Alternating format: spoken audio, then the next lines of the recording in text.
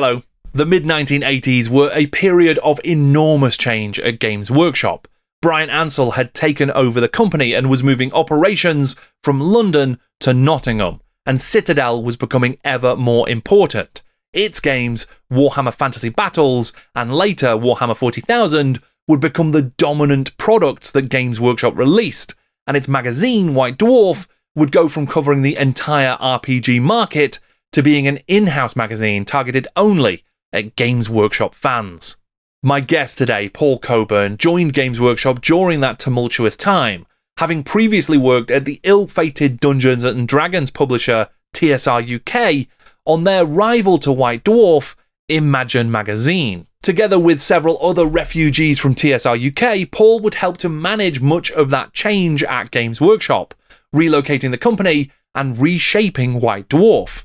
He would also be part of the team that helped to launch Warhammer Fantasy Roleplay, as well as working with the likes of Terry Pratchett on a prospective Warhammer fiction line that just never came to be. I'm Jordan, this is Jordan Sorcery, and today I'm in conversation with former White Dwarf editor Paul Cockburn.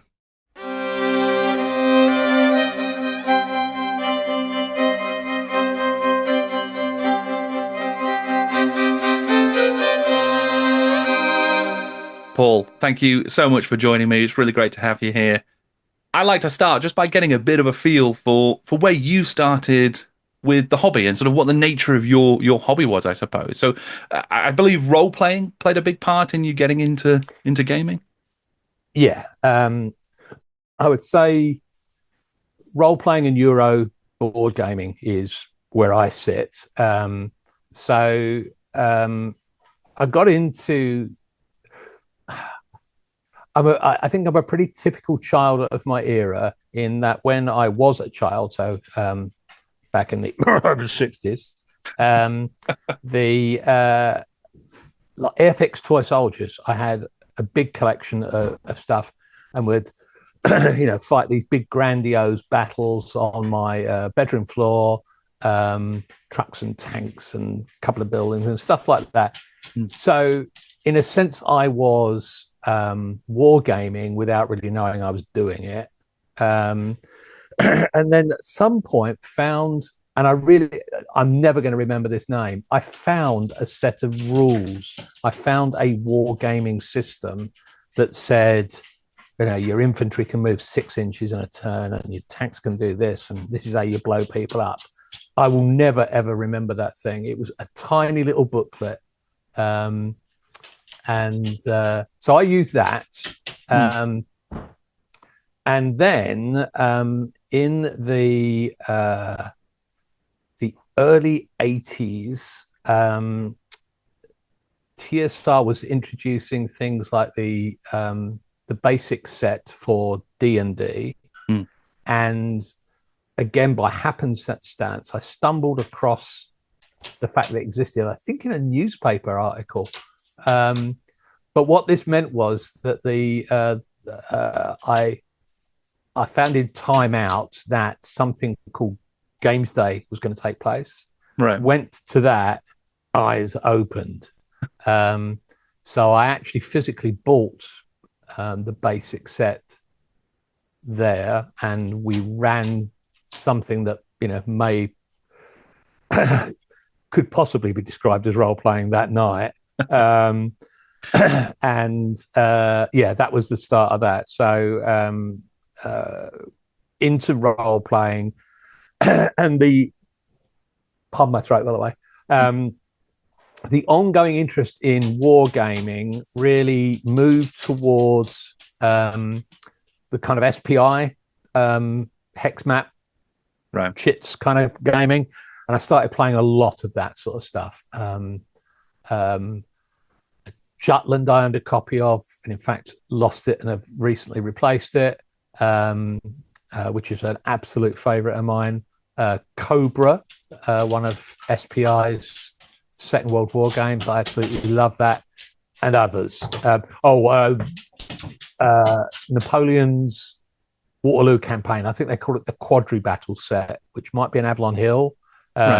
So you get Quatre Barres, Ligny, Wavre and Waterloo in one set. and I played that any number of times. So yeah, still that's where I was wargaming by the time all this kind of comes around, and then I am mostly role playing. Right, yeah. So I'm a lot of sort of classic strategy stuff there, and as well as the role playing games, right?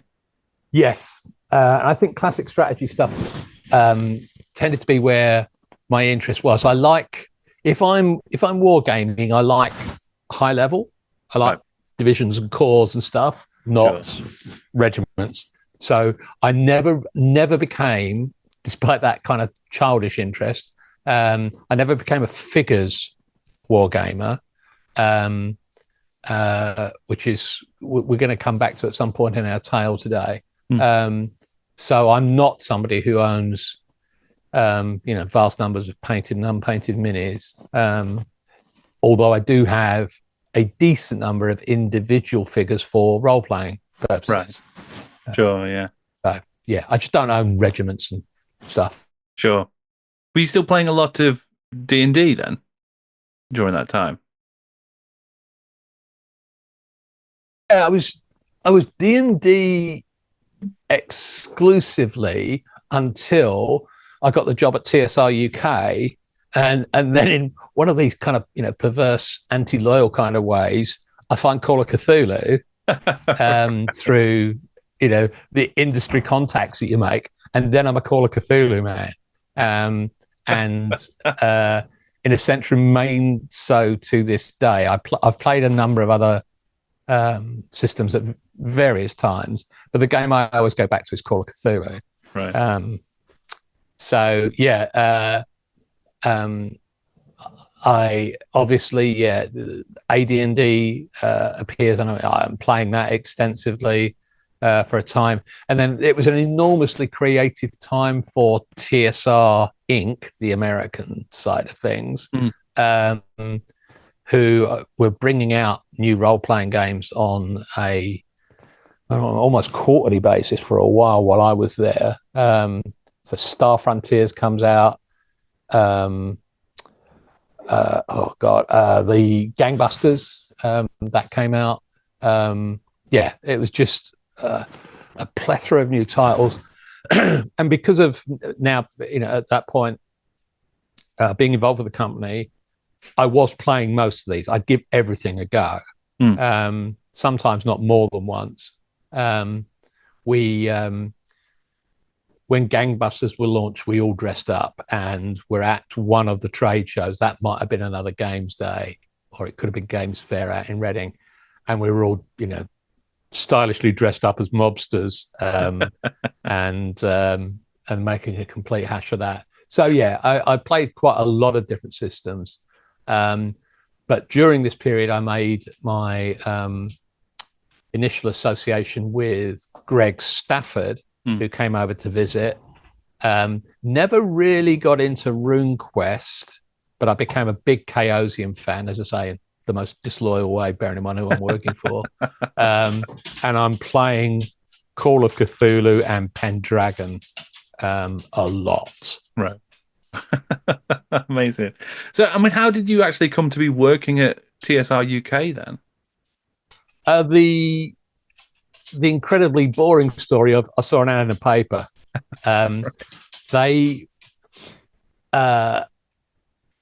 They were about to launch Imagine magazine, and from my point of view, it was ad in the paper. They wanted an editor for that, and I applied.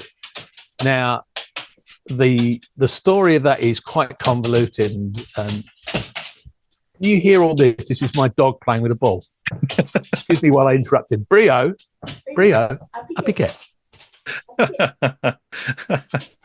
Good timing, dog. Come and say hello. Brie? Hello, Brio.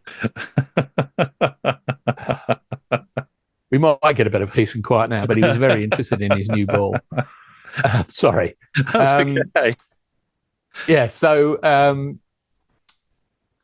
advert in the paper, and I applied for this. The Imagine thing is really interesting from the whole kind of aspect of where gaming was at this time.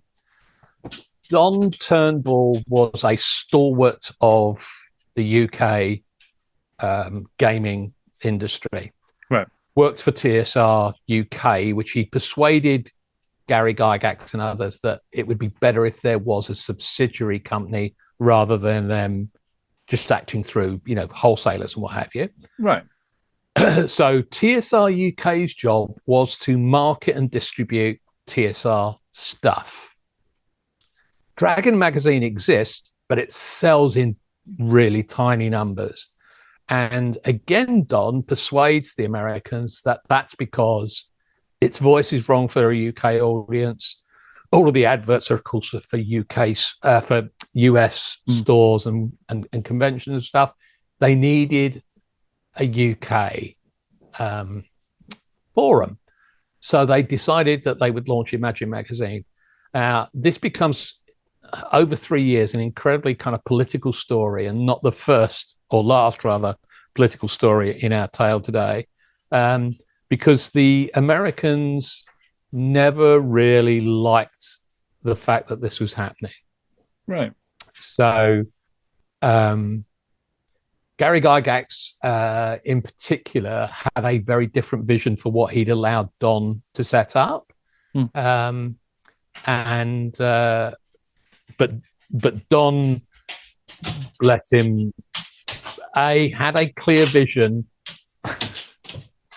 He had a clear vision that he wanted something that could compete with White Dwarf, and I'm sure we'll talk about that in a bit. But he wanted a forum. He wanted to be able to put adverts for TSR product in something he controlled. Okay. Whereas White Dwarf, sometimes he'd want the back cover, say, because Gangbusters was going to launch or whatever, and he couldn't get it. So he was determined to have this vehicle that would allow him to do that. So that's what Imagine was going to do. The Americans agreed he could do it, but were then not very happy about the outcome. And in particular, that meant we never got much cooperation from the Americans in terms of product. So I've mentioned Gangbusters a couple of times. Gangbusters came out during this period. We didn't get an advance copy. So physically, it was going to be on sale in whatever month that was, and Imagine Magazine gets its hands on a copy, sorts out reviews, sorts out getting a scenario written, and whatever else we could do, and we do all that incredibly quickly because you don't want the magazine to be talking about this new product 6 months after the event. So we just have to absolutely take a flyer on it, and mistakes get made and what have you. But yeah, that level of cooperation never occurred. I would occasionally ring the guys at Dragon and say, what have you got coming up? Is there anything we can republish? That never happened. Really? Yeah, it was. Yeah, just we would partly it's not malice. It's partly it's like they forget us. Right. But yeah, there was never any particular cooperation there, which was a great pity. Right. So yes, advert in the Guardian, as I recall, and that is because with Don's vision for the thing, he wanted a proper magazine professional, not a gaming professional. He wanted a magazine professional. So he found a woman who I think had worked for British Vogue, or certainly something along those lines. And she had, really strong credentials and this, that, and the other.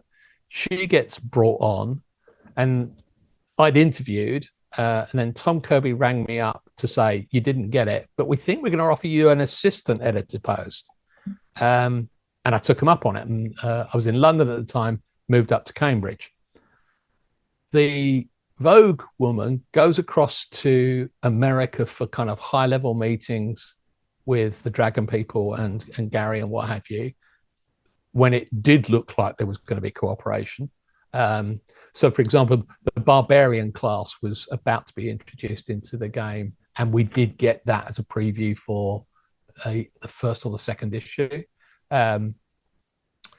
She goes over, and then I don't know whether this would still be libelous after all this time, but what was told to me and told to the staff generally was that she fiddled her expenses, so they fired her. Right. So I had a really bad relationship with her. She wanted her own people. So I was really at this point stressing like crazy. And then I came into the office one day and it's like, well, now you're in charge. Right. And we hadn't even launched at that point. But this is what then became the case, that they brought in another guy, another professional magazine editor, although on a much lower scale than her rep. And he was there just to make sure that I didn't do anything stupid. Right. That, I didn't spend money we didn't have, or print a page backward or what have you. He was just there to provide me with professionalism, but he had no gaming background at all. Don was quite hands-off, except he liked his little column in the magazine every month. And Tom Kirby, who was the general manager, was basically keeping an eye, but at a distance. So the magazine then became my baby. I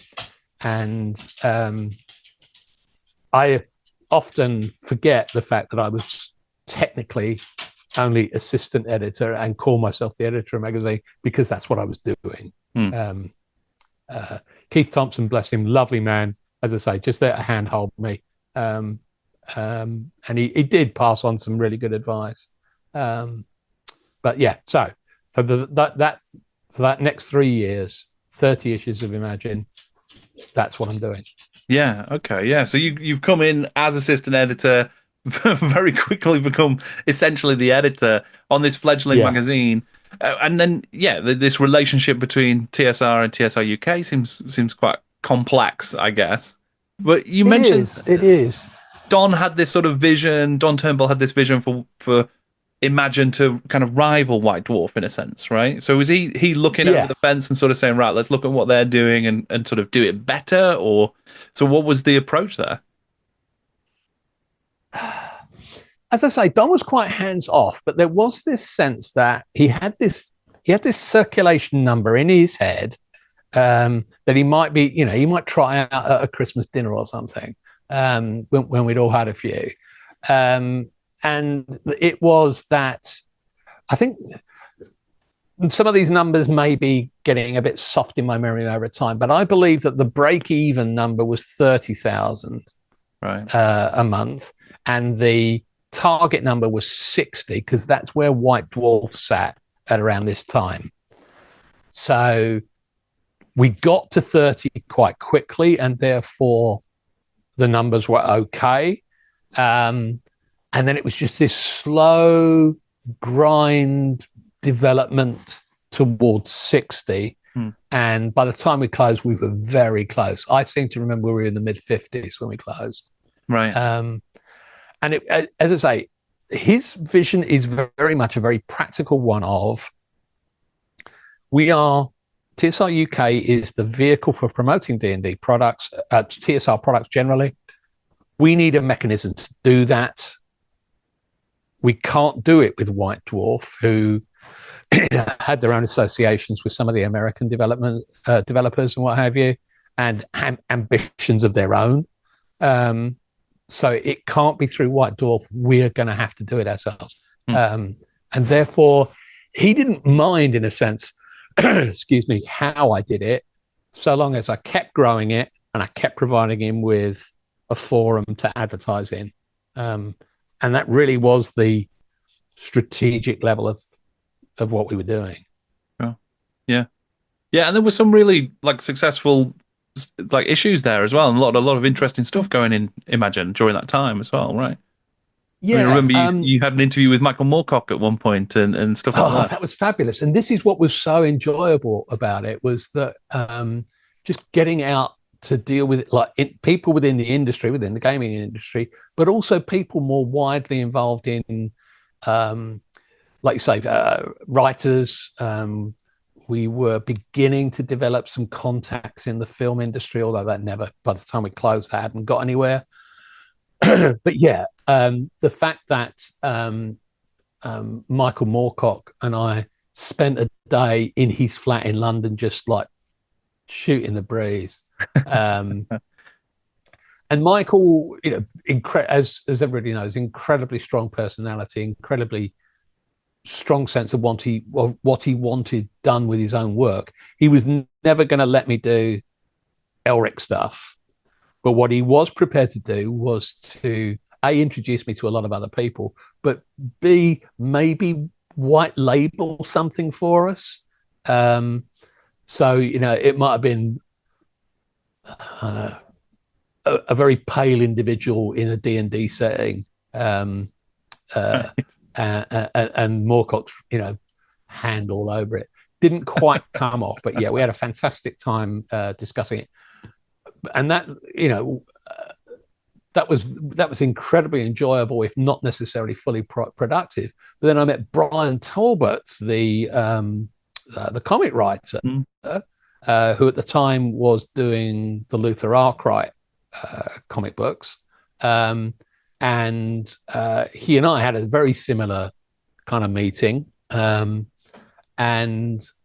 he got on board completely. So we did a science fiction issue of Imagine, which featured Luther Arkwright extensively, and Brian gave us a introduction to both the Luther Arkwright world, but also that it served as the introduction to the scenario we'd written for people to play. And he just did this brilliant artwork. My biggest regret was I naively, in my late 20s, had no idea how strong fan interest in stuff could be.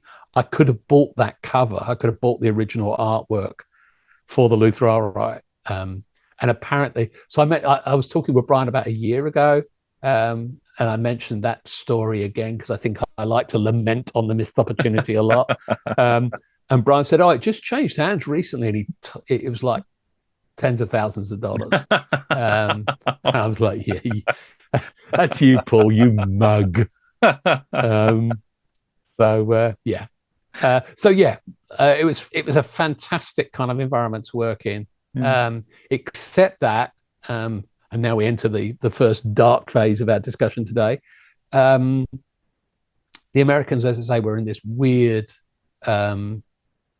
state of mind, and we won't, I guess, talk too much about the background of this, and it might not be of direct relevance to your viewers and listeners anyway. But this was when Gary Gygax was being ousted from managerial control, obviously still a creative force, and Lorraine Williams comes in and takes over TSR Inc. I see cat ears. Yes, you do. It's Martha. She likes to get involved in the interviews. Yes.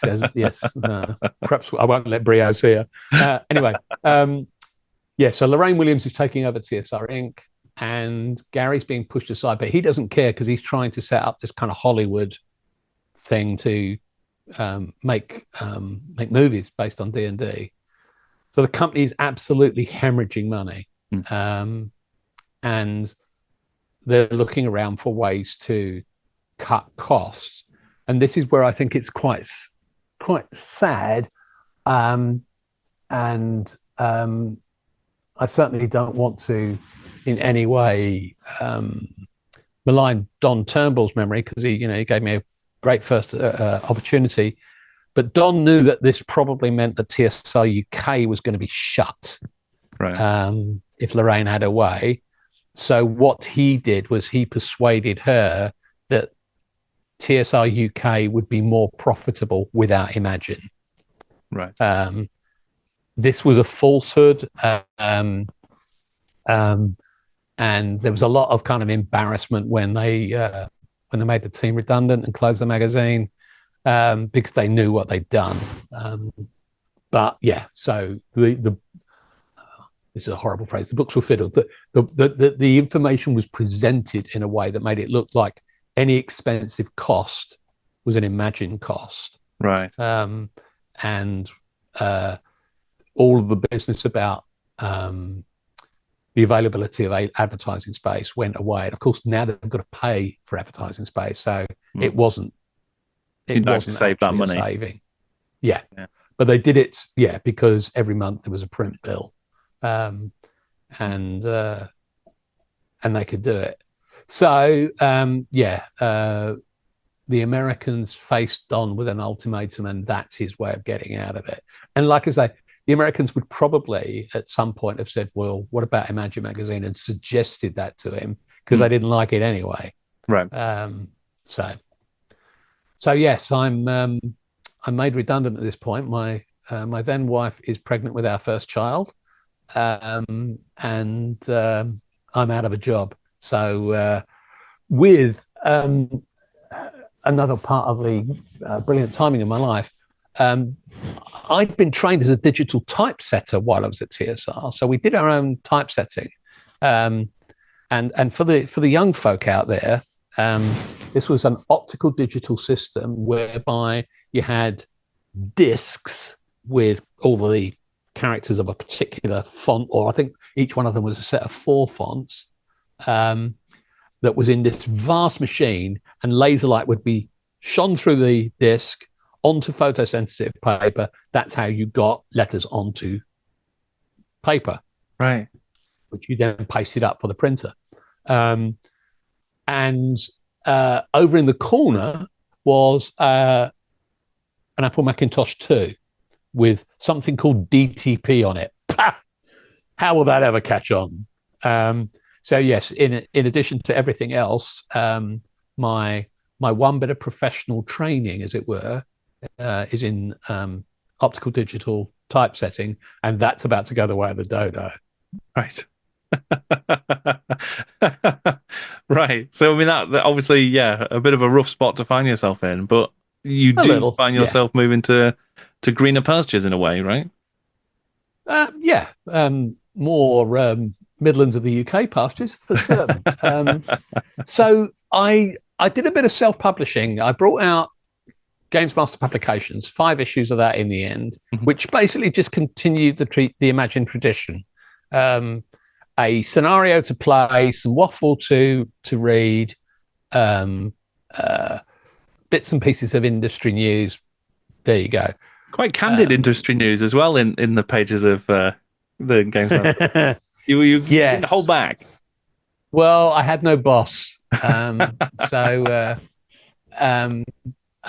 long as I stayed the right side of the line of actually offending anybody, so that they would never supply me with any material, I could get away with a lot, and attempted to. So yeah, quite a lot of fun.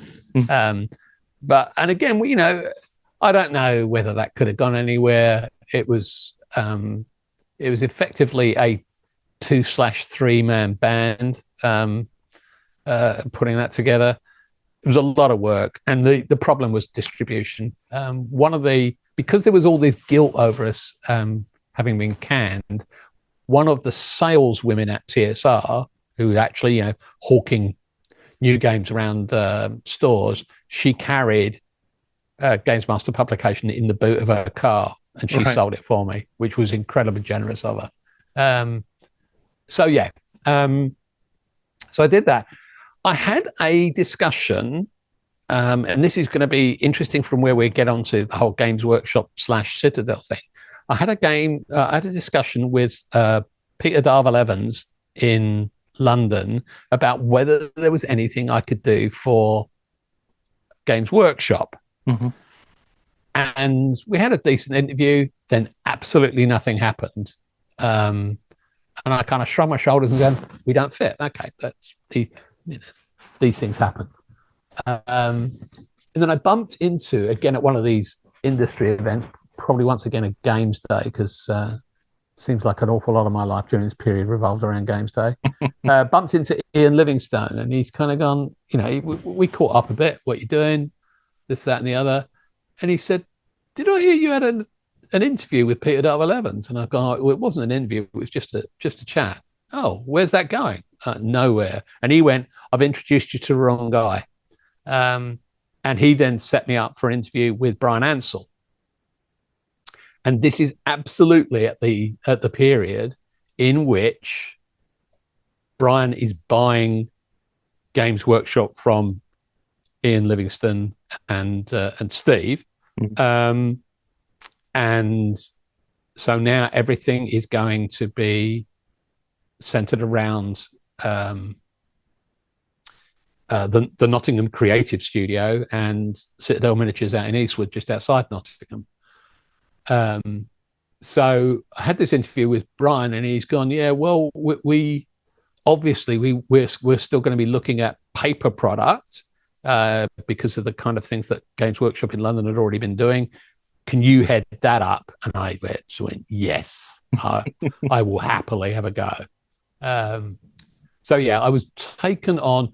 My job title seemed to change every 6 months, but I was taken on as publications manager, and the idea was that I was going to manage paper goods output. We'll talk about some of the stuff that kind of that means, but it didn't mean anything miniatures gaming related. Right. Yeah, different folk, and we'll talk about what the studio was like in a minute. But yeah, so I took the job, went up there to Nottingham, and then is you're probably going to need to put some Benny Hill music over the top of this, because then there is the farce of what happened then with White Dwarf. Right. Because this is a period of quite challenging transition, I suppose one might say, right? Yes. Yeah. It was very, I think even when I went up to the interview, Bryan was they were going to move out of Eastwood at that time, and they were looking at various places. This is all part of the thinking that eventually ends up with them with the big place in Lenton. But this is in the early stages of that. So one of the things I did was I based where I decided I was going to live on easy access to the motorway, because they were going to be on that side of Nottingham. There was a lot of kind of big decision making going on, strategic decision making, and they were going to close the London offices, physically close those. So when I got in for my very first day at Games Workshop, here's your office over here, and sign this bit of paper and do this and do that. Oh, by the way, we need you to go down to London. Oh, when? Like tomorrow. Because we've got to physically arrange moving. It was always specifically put in terms of we've got to arrange moving White Dwarf up, because there was a sense in which there was nothing else in London they wanted anymore. So whatever products were kind of in the mix still, Bryan wasn't really interested in any of that. He wanted White Dwarf. He wanted to close the London studios.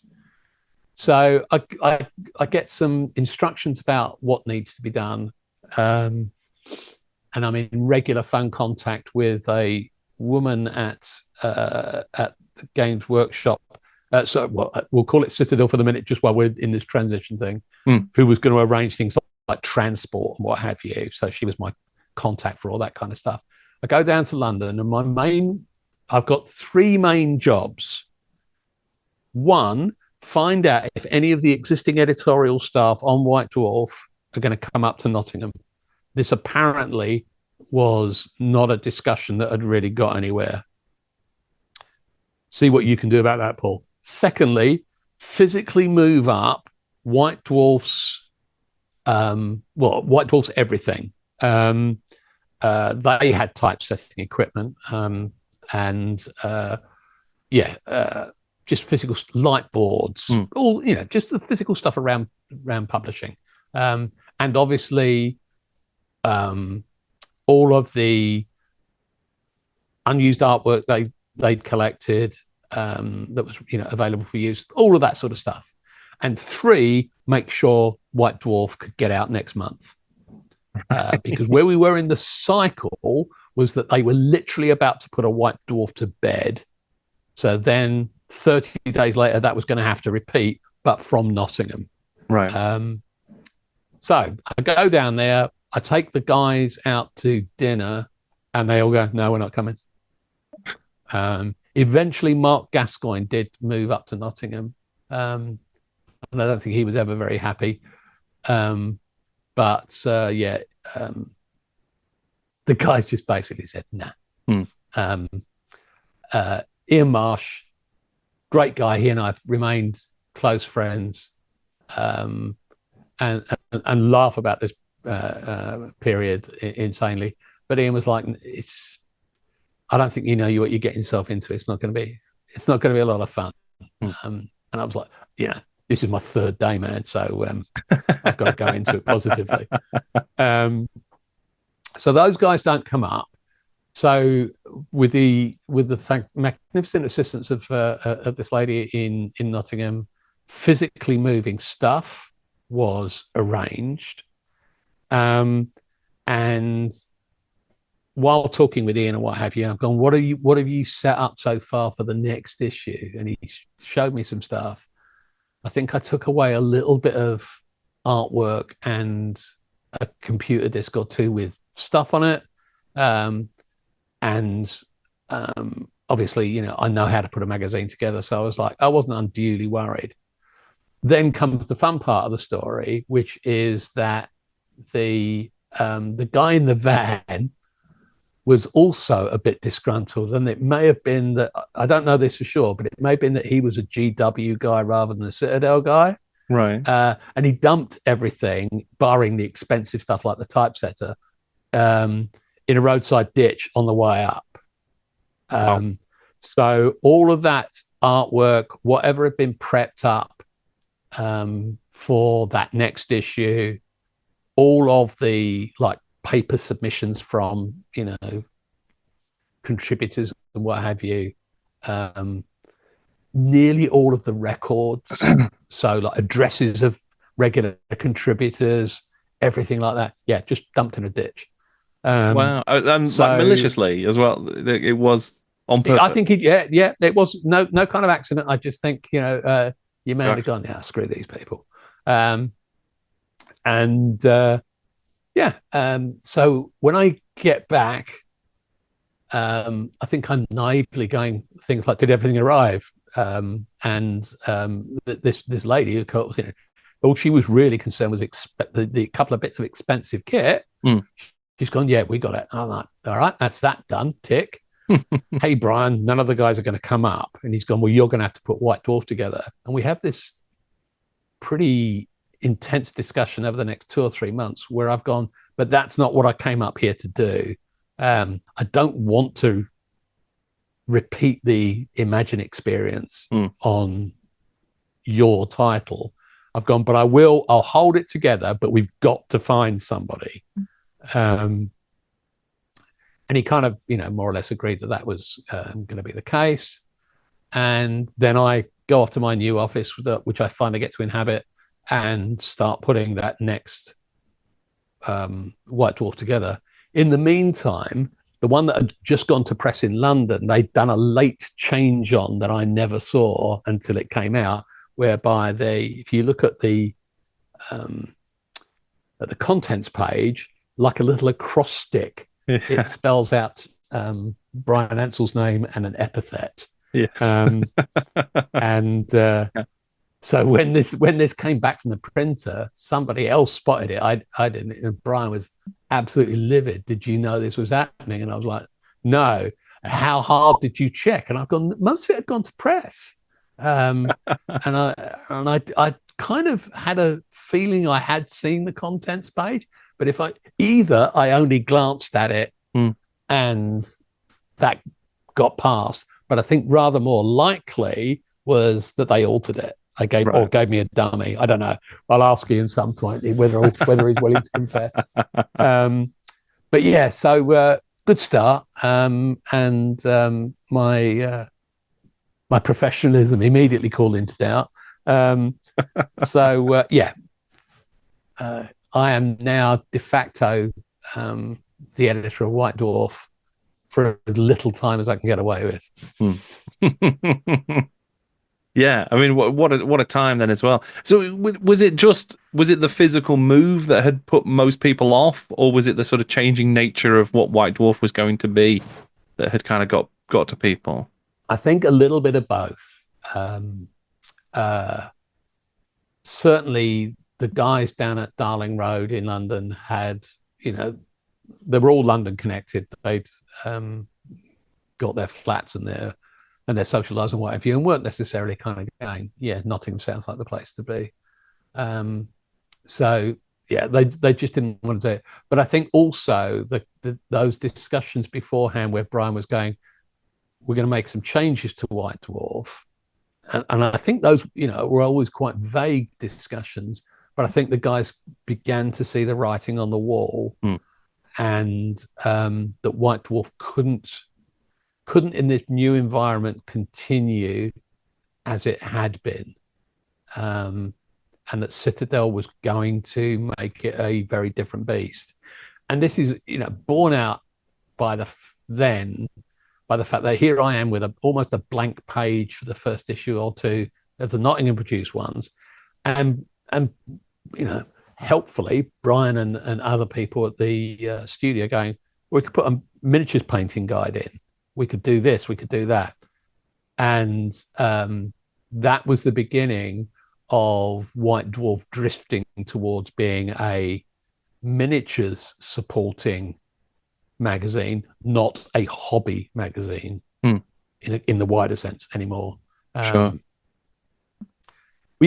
Nothing was instantaneous. We carried on for a while, publishing, I don't know, RuneQuest or other stuff. We still had good relationships with a number of the American publishers like Farsa, Chaosium. So we were still doing stuff.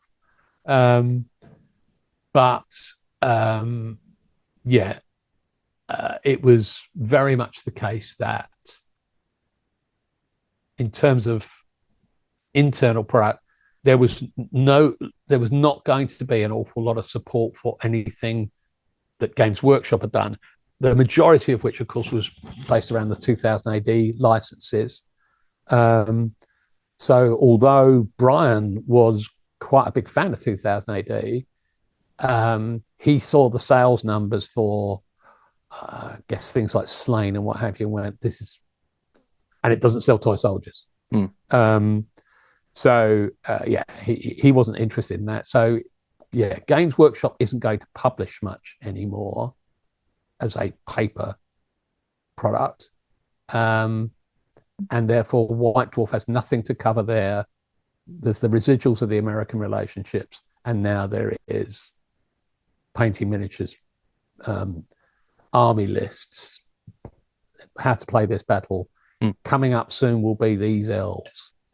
It starts its drift towards becoming largely a catalogue for a while, just to inform you about new miniatures product, and just about then supporting that particular aspect of the hobby. The great irony, of course, is this is exactly what Don Turnbull at TSR had known would be the case. They stopped carrying TSR advertising. Sure. So that brings that part of it full circle. And TSR really struggles during this period to make any kind of impact at all. What's happening there is that Games Workshop, which I'll start now using as the generic for the whole operation, Games Workshop now rules the roost. Yeah, and then that would lead to TSR UK ultimately sort of collapsing, right? Or at least Yeah, before I that. don't know the details of all that, but yeah, they dwindled on the vine and eventually was closed. Yeah.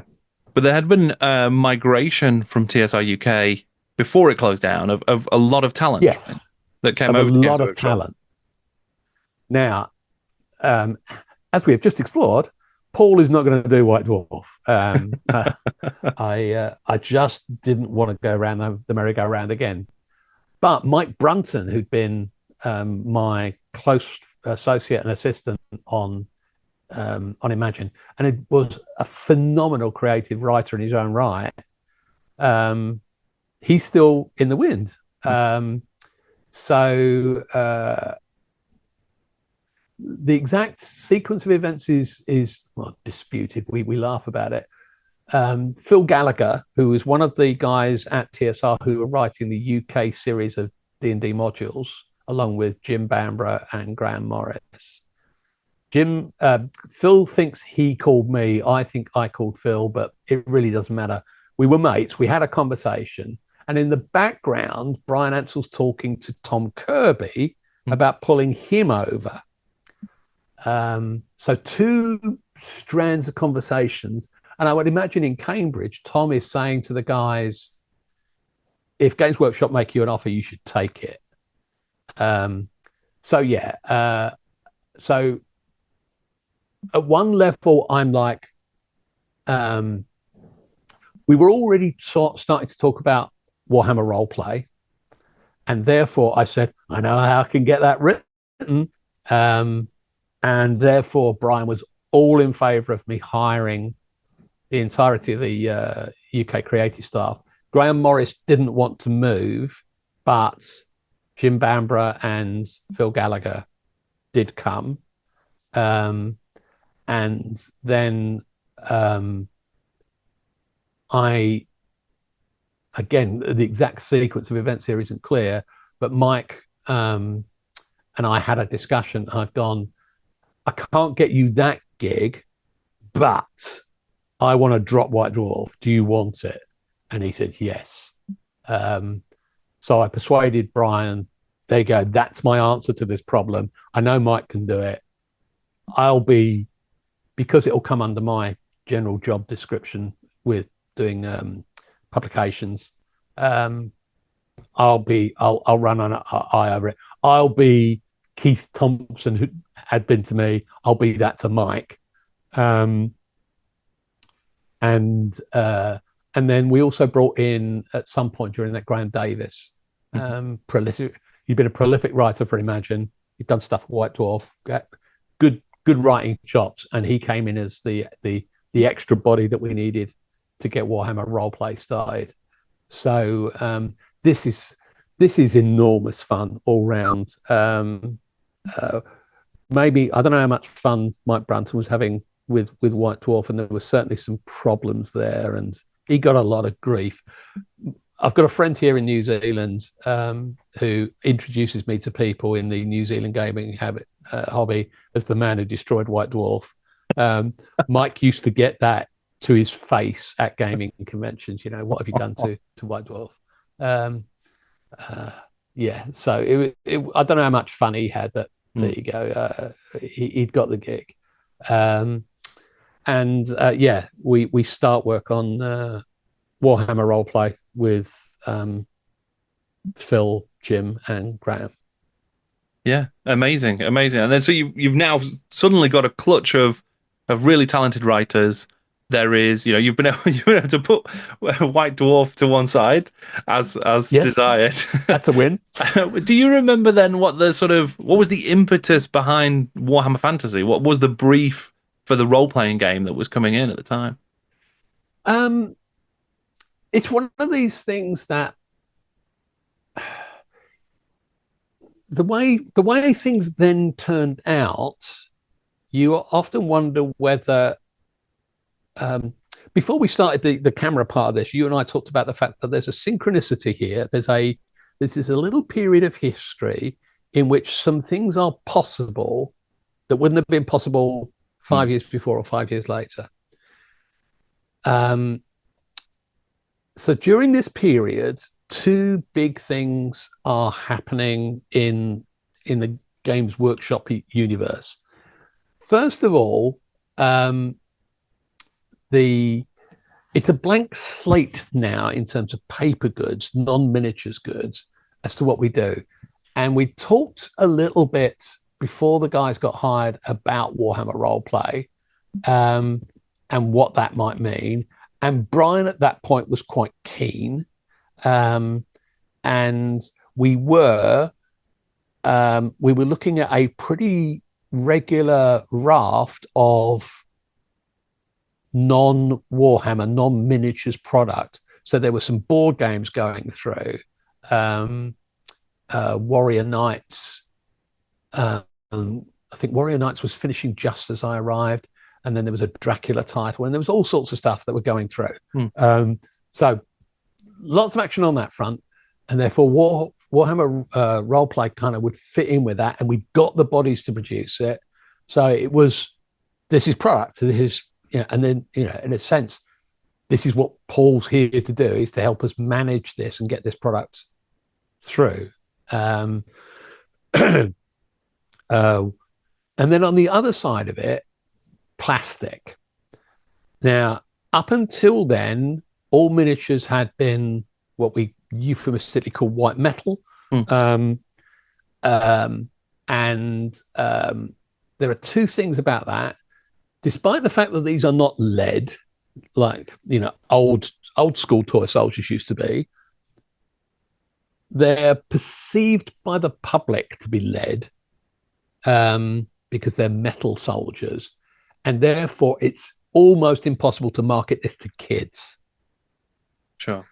Secondly, on that is that the production costs, it doesn't cost all that much to make the rubber mold that you spin white metal soldiers out of, but then the unit costs of each soldier, each miniature, are quite high because of the material.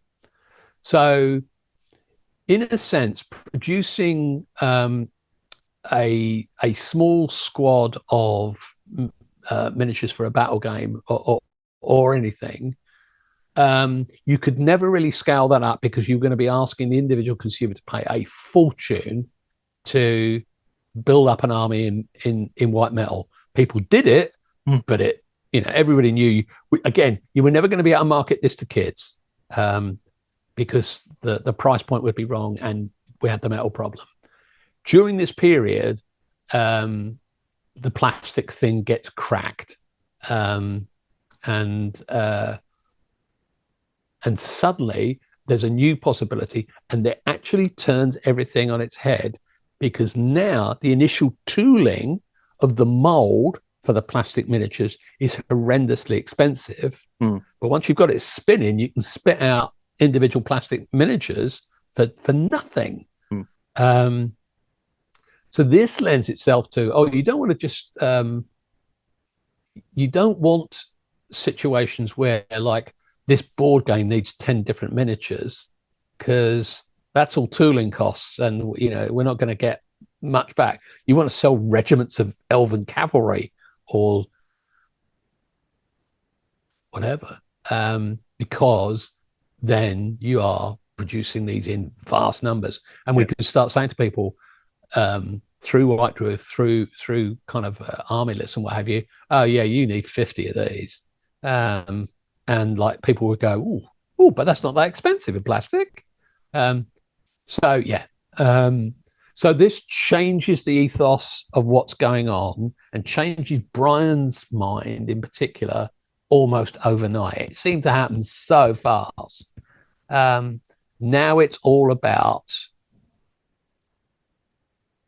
wargaming. Warhammer Battles goes into its 3rd edition, and Rick Priestley is working on Warhammer 40k.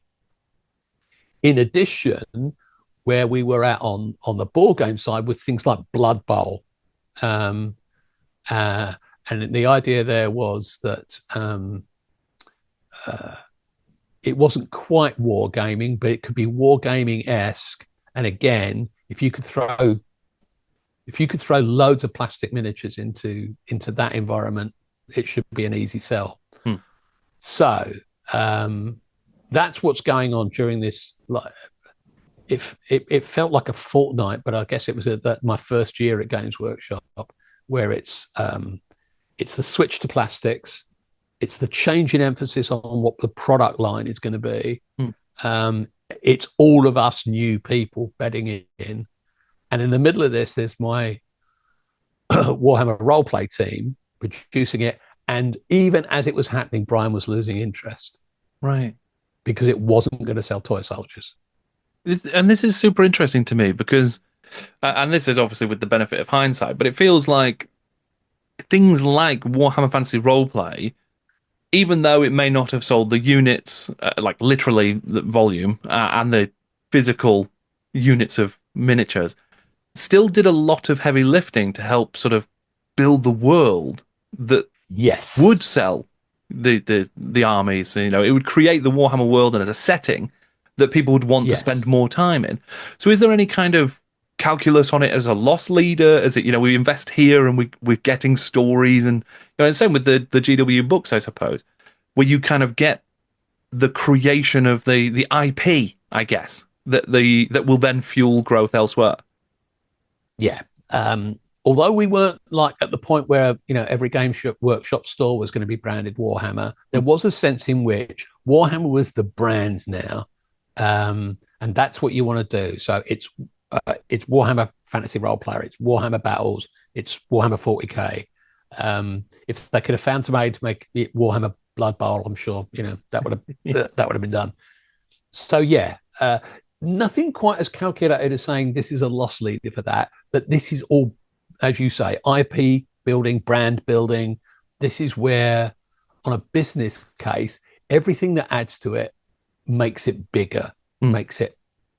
And of course, and I forgot this third strand, Games Workshop's retail strategy at this point is also vastly expanded. They're opening stores on a monthly basis. And you've got to fuel those stores with product.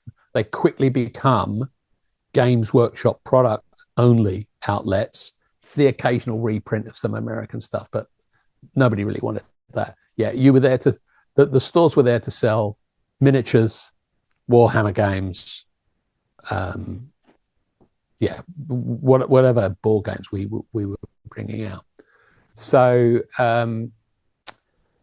all of that strategically meant that everything needed to build the Warhammer brand, and therefore Bryan didn't yank Warhammer Fantasy Roleplay.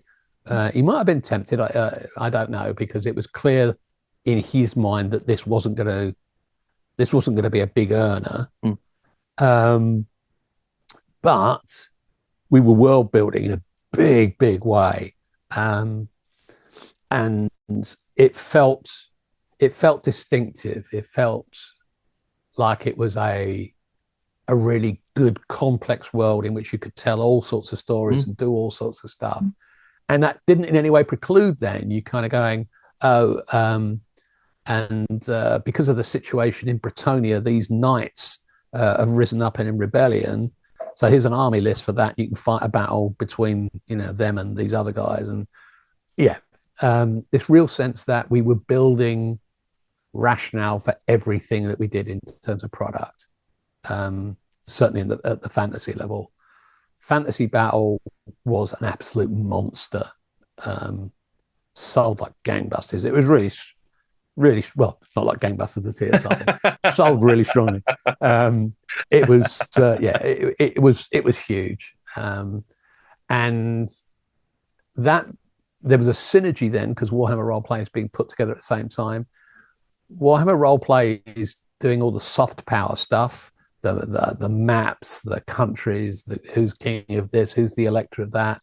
And we were attracting more talent in. We got Ken Ralston writing for us. We got Carl Sargent writing for us. So, you know, there was a product line that was going to come through, be incredibly strong and provide lots of material for people to work with and play, and that would develop mythos. And at the other side, we were drawing on Warhammer Battle's success for structure, for the gaming mechanisms, for good and for ill. But this meant that the two products were kind of supposedly quite entwined, although unfortunately the very nature of all this other stuff going on meant that Warhammer Battle is now very much this sounds a bit crass to say, because of course it was a miniatures vehicle, but that's its job solely. It's not really interested in so much in background and developing that sort of side of things. That's Warhammer Roleplay's job, and there's a bit of a dividing line between what the two are doing. Not, and I take a certain amount of responsibility for this as well. There's not enough overlap between the teams. Right. The miniatures guys should have been talking to the roleplay guys more often. Obviously casually we're all going out for a drink after work every now and again, but there should have been a lot more. How can we synergize? But yeah, that didn't come together brilliantly. But it didn't matter, because Warhammer Battle, as I say, was an absolute barnstormer. And then 40k comes along and it's like, this is what we're doing now. Right.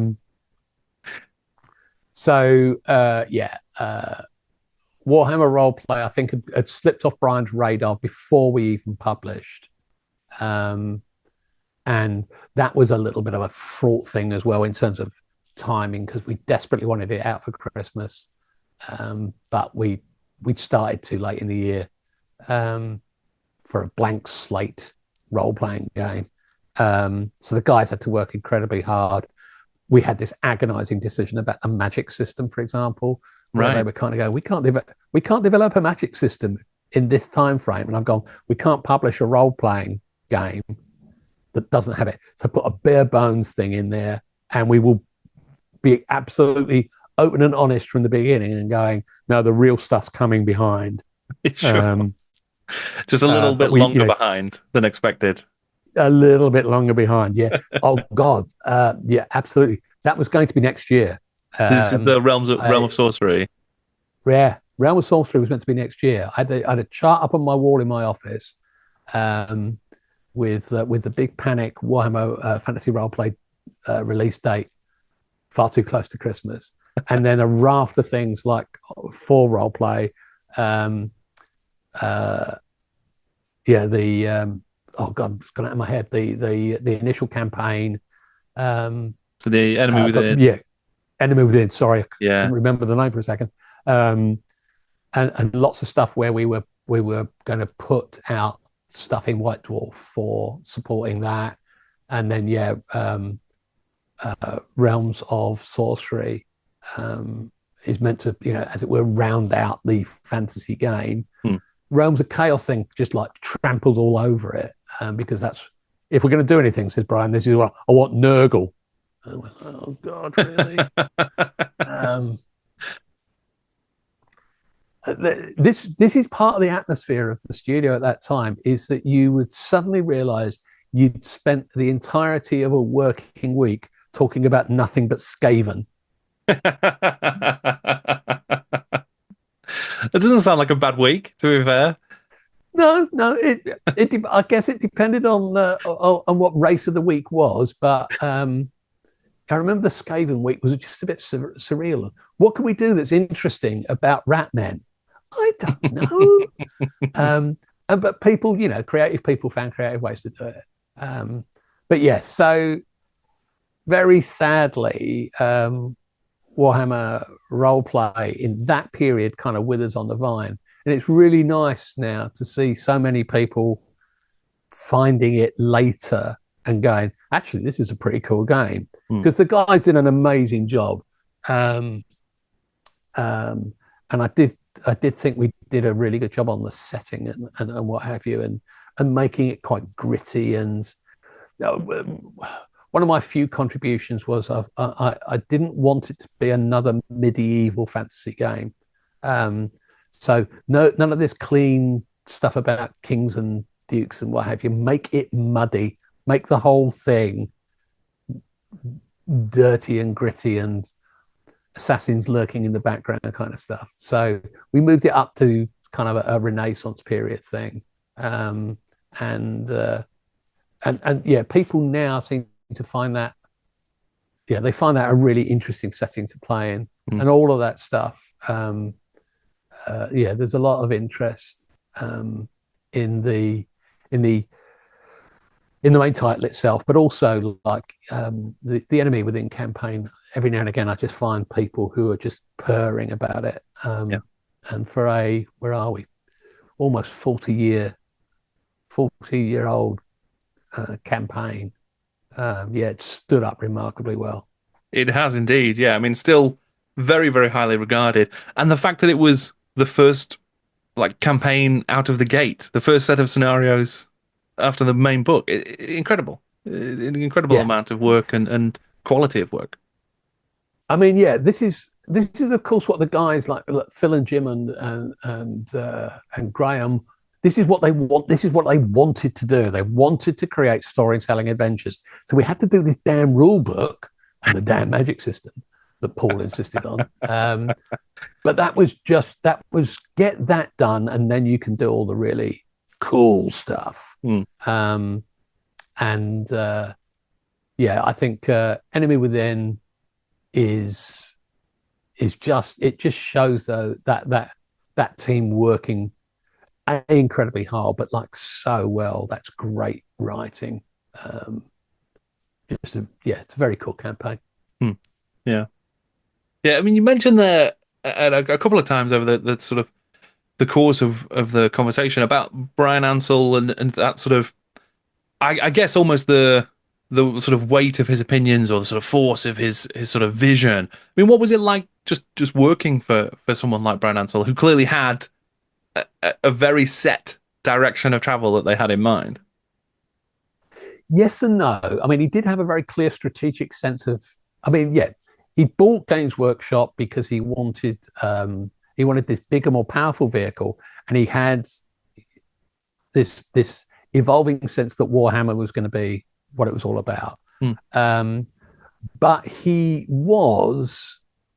could vacillate a lot. His level of interest in a particular project could come and go. Warhammer Roleplay, I think, is the most obvious example from my time. But there would be periods where all he was interested in was retail. So if you wanted to get strategic decisions made or you needed to invest in something, it was hard work because you couldn't get his attention because, you know, there was going to be a store opening in Dorking and another one in Hemel Hempstead, and that's all that really mattered. And then a game like Blood Bowl would come along and, we're going to just be able to do everything with this. And Blood Bowl, was an obvious candidate for being a game that we could get into W.H. Smith's or Hamley's or whatever. So that became an obsession for a while. So he had a strategic vision, but it didn't always translate into a kind of an operational sense of where we should all be going together. And his style of management was that bit of a thing in the 80s, that kind of Darwinian style of management in which if you fight strongly enough for your corner, you'll get some resources and get latitude to pursue it. But you've got to be in the right place at the right time. And so as I say, my job title wanders all over the place because I'm just not that sort of guy. So I constantly found myself watching parts of my empire but parts of my brief disappearing because we're doing something different with it. So Blood Bowl, I think, was the first example, but I'm not 100% sure now, of a board game that I didn't directly oversee, right? Because it was going to be a miniatures thing, and Paul doesn't do miniatures. And Brian, yeah, you get pigeonholed by Brian that way. You are somebody who is this kind of specialist, and you don't get you don't get to broaden out or show that you've got other strings to your bow. So it was a difficult working environment. But then I get the gift of a lifetime, which is that Brian goes, we should investigate Warhammer fiction. And I'm like, leave that with me, boss. And then this is a fantastic period of my working career. I basically went out into the world using the contacts I'd made when I was at TSR, at the various kind of science fiction conventions and what have you. Start talking to authors, start talking to unpublished authors as well, but also talking to some named authors. There was hey, Mike, is there any way you... No, fair enough, Mike. Good to be in touch again. And Mr. Moorcock wasn't going to touch it. But some other named authors were, particularly some science fiction authors who were happy to have conversations about what we would do. Understanding that it was a very difficult copyright thing, as you can imagine, because yes, a famous author who's been published at other times, naturally, the work that you produce is your copyright, but you can't own the copyright to the names of places or characters that we've used elsewhere, because that's Warhammer World. So there was a complicated copyright aspect to it, but we were beating that. And then I had a long series of meetings with Futura, which is a paperback imprint of Macmillan Publishing. And we'd got a deal. They were going to distribute for us. And I was like, that's it. Brian was thinking we would just sell these in our stores, in Games Workshop stores. I'm getting them into bookshops up and down the country. The Futura contract was ready to be signed. And then the first commissions of work to various authors were ready to be contracted and signed. And that's when I get fired. Brian basically saying I'd worked outside my remit. I wasn't supposed to be doing this, that I'd given away commercial secrets, that he didn't want the Futura deal. And yeah, I get canned. I get 2 written warnings in 2 days. And rather than wait for the third, I let my pride get in the sense of waiting to be fired so that I could take him to court and quit. Right. Wow. So that was because Brian felt that that doing that deal took away from the vision for the book line, or no, definitely not the vision, because when he heard that, for example, I'd pretty much lined up Terry Pratchett to write a Warhammer book, which to this day just like blows my mind.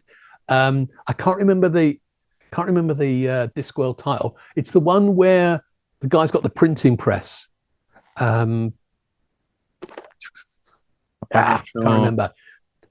Terry Pratchett's interest in working for us, because we were Renaissance based, was he's gone, I want to do something in which printing, suddenly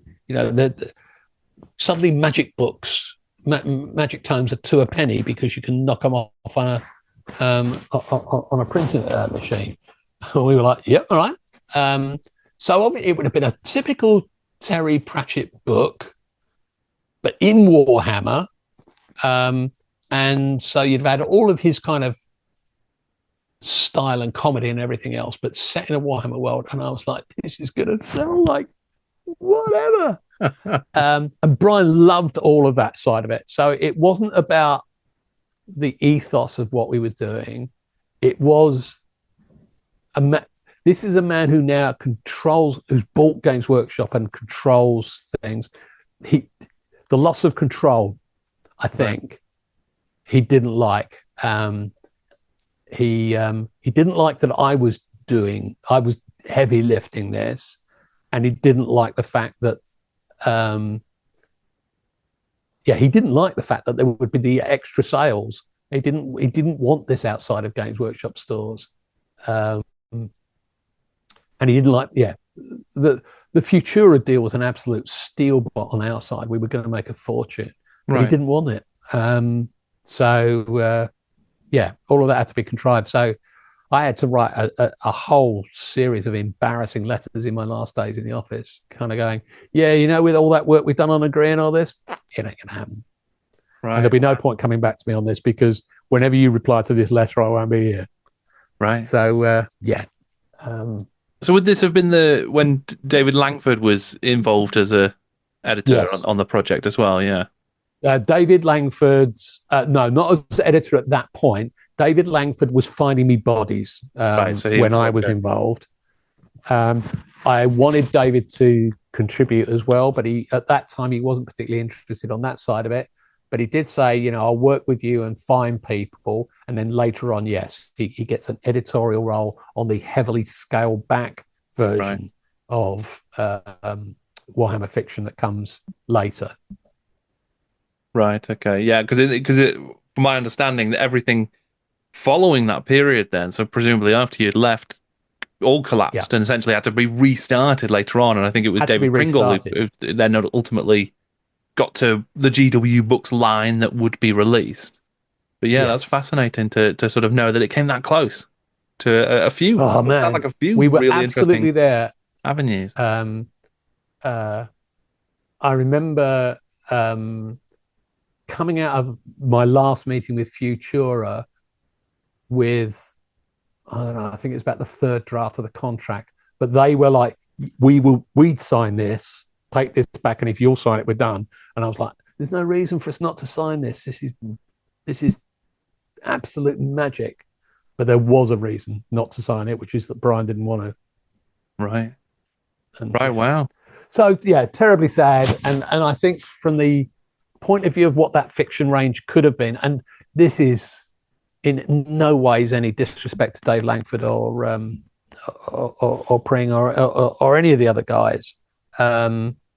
They did the best with the investment they were given, but Bryan didn't care anymore. He wasn't interested in his stuff. So the fiction side of it eventually, of course, gets hived off into a separate little entity of its own, and nobody at Games Workshop cares. Quite sad. Yeah, so I mean, and similarly, Warhammer Fantasy Roleplay went that way with Flame Publications, and so obviously there was like you say, the sort of moving on from the enthusiasms to them kind of withering on the vine, as you say, over time. Yeah, and partly, as I say, that is when we were talking before about that kind of synergy moment, about that time in which things could happen that couldn't have happened before and couldn't have happened later. That was part of it, in that if this is a slightly awkward thesis to say, but if plastic miniatures had happened 5 years later, I think Warhammer Roleplay would have been a staple of Games Workshop's product line for years to come, because it would have held Bryan's attention for longer, and it would have been a main player alongside Warhammer Battle at that level. And then the fiction would have been added onto that. And I think that's a completely different beast. But plastics come along, and it's all about what this new product that you're bringing out, how does that sell more plastic soldiers? Yeah. And if you couldn't answer that positively, then your project wasn't going anywhere. Right. Gosh, yeah. So quite a change by the time you left the company. So it was quite an abrupt ending, it sounds like, to your time at Games Workshop. Totally. As I say, I get 2 written warnings on 2 consecutive days. I wake up they're sent to me to my domestic address. So I wake up 2 consecutive mornings, getting ready for work, going, oh, what's this? And then I had a discussion, I think, with Tom Kirby along the lines of, "What's this about?" And Tom's gone, "Yeah, you and Bryan have no relationship at all anymore." Um, so I had a discussion with my then wife that night, and then I went in on the. There wasn't a third envelope on that morning, but I was like, I bet that's a postal delay rather than anything else. And I went in, I cut up my company credit card, put all of my files on Tom's desk, and said, "I'm done." Right. And Tom and I had a pretty good relationship at that time, up to that point. And what I didn't hear was him trying to talk me out of it. So I thought, yeah, the third one's in the mail somewhere or on Bryan's desk waiting to be signed. Right. You're done. And yeah, sensibly, I should have, I should have waited it out and got fired, or I should have gone for, what's the phrase, contributory dismissal, whatever the legal phrase was at the time. Right. That although I'd resigned, I could have treated it as if I'd been. Right.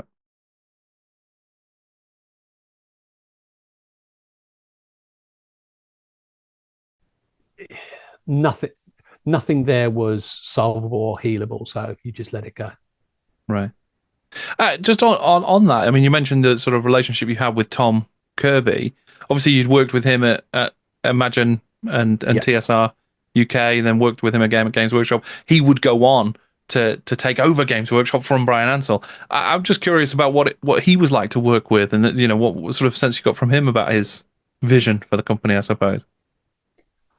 Do you know, I don't think I ever did get much of a sense of Tom's vision for the company, because Tom had been general manager at TSR UK, and I think had the same job title during my period when he was at Workshop.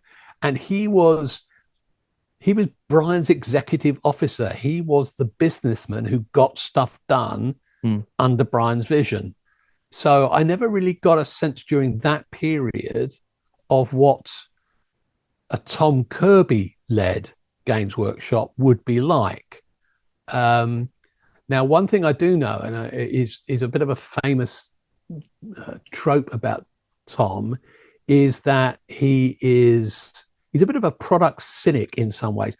He games, he role plays, he was another strategy and tactics magazine guy like me.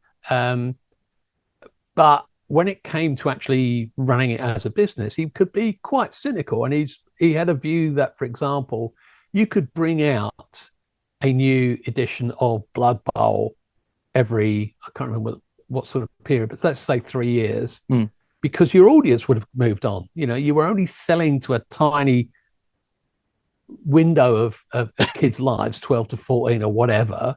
And once they got to 15, they'd moved on, hopefully to one of your other product lines. Right. But they weren't playing Blood Bowl anymore. So it's a brand new audience. So just bring the game out again. So Tom was much more of a sales-oriented guy at that level. Bryan was always,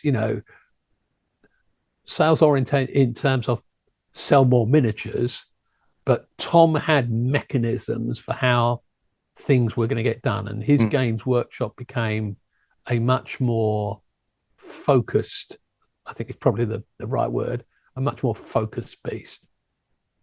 Sure, yeah. And now, absolutely, they did implement exactly that strategy and sort of way of working, didn't they? So, yeah, completely makes sense. Yeah. Fascinating. Yeah. Well, I mean, it sounds then like, there was a lot of change, a lot of transition, a lot of challenges during that period you were at Games Workshop in the mid-80s. I mean, looking back now, is it a fond memory? Is it a sort of an exciting one? Or, what's your sort of reflections now on that period? There's a Facebook group of ex-Games Workshop employees, and it's really, I always laugh at the kind of schism that there is. Half of them are just like, I still paint miniatures. Have a look at this regiment of whatever. And they are, because so many people who work for Games Workshop and Citadel over the years were enthusiasts first and then ended up with a job. So there's still that. There's still frothers. They still love the hobby, and therefore their time at Games Workshop was precious to them, even if they got canned in some, stupid way like I did. Even if they were eased out or what have you, they're still incredibly, they still have incredibly fond memories of it all. And then there's the others who go, yeah, that was just a nightmare. My 1/3/5 years, however long. The guys who used to work retail, you hardly ever see anybody in that group who used to work in retail and goes, I loved my time there. I think retail had it pretty tough. And yeah, like some people like myself who are like, this could have been the most amazing career, the most amazing thing. And the opportunities when I walked through the door that first time just felt endless. A real kind of open plain of opportunities, to do stuff. But in the end, yeah, that was 3 wasted years because nothing I developed there went anywhere, even though the fiction idea comes around again. And like I say, Warhammer Fantasy Roleplay has its second life, as it were. But it's like none of that was going to open any doors for me. So effectively, on a personal career basis, that was 3 wasted years. Yeah, that's very tough. That's very, very tough. On a personal level, I imagine. It must be hard as well.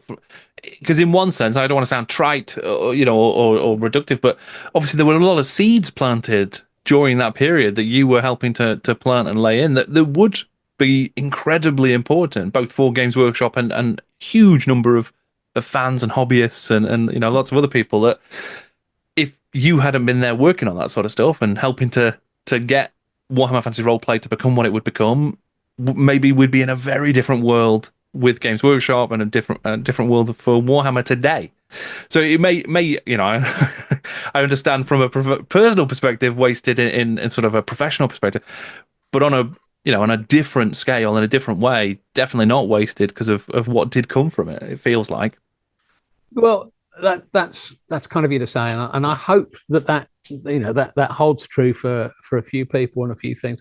My fingerprints are on some stuff that I'm quite proud of. But I suppose really what I'm saying here is that the frustrations of what could have been outweigh what I did achieve. Right. And so the death of the fiction line in its original guise, particularly with what we were lining up to do, that was really quite tragic. The loss of some of the broader aspects of the Warhammer Fantasy Roleplay line, that was quite unfortunate. But the nature of some of this is these are commercial decisions, and sometimes you're just caught up in somebody else's ego. It is what it is, and although, as I say, I think I said to you when you first got in contact, there's a real nostalgia during this last few years for stuff from that mid-'80s period. I've been interviewed in a couple of podcasts, and somebody putting together a book form history of Warhammer, and I've been interviewed for that. And people talk about this period quite a lot. So clearly there was some cool stuff going down. And if I've left a couple of fingerprints on that, then great. But I do sit there and kind of go, man, that Terry Pratchett book. Oh, please. Well, Paul, I mean, thank you for sort of taking us on this journey and sort of sharing a lot of those memories with us, because it's been really fantastic and absolutely fascinating. So thank you so much. Hey, John, no worries. Thank you. Thank you so much, Paul, for joining me. A fascinating conversation with so many interesting insights to such an important period in Games Workshop history. It was a really fantastic conversation. Thank you. If you would like to support the work that I do here, researching and documenting the history of Games Workshop and interviewing the people who were involved at the time, then you can do so by checking out my Patreon via the link in the description below. All of your support is hugely important, and you will get access to exclusive content and regular updates, free giveaways, and lots of other stuff as well. Thank you for anything you can do to help support the channel. You can also listen to my interviews as a podcast. Just search for In Conversation with Jordan Sorcery wherever you get your pods, and you should find it. Thank you once again to Paul. Thank you for joining us. I'm Jordan, and this is Jordan Sorcery.